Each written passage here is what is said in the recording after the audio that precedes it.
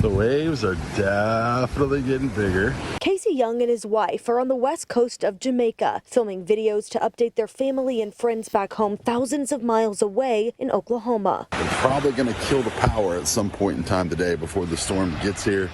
When they kill the power, it's likely that both the cell and the internet service will go down at that time. He says they got there Tuesday, and as Hurricane Melissa intensified, made plans to leave Saturday. They shut the airport down before our plane was able to arrive, so no plane here, no plane out. Now it's been nearly a week, and their vacation has turned into survival prep. Concrete buildings, the staff has been great. They've made sure we're secured, and we do have a big generator here that should last us for a couple days. And on the North Coast, a group of 12 Oklahomans on vacation together, now preparing for the hurricane. Unfortunately, locked up in our rooms. I'll give you a little view of all the boarded up.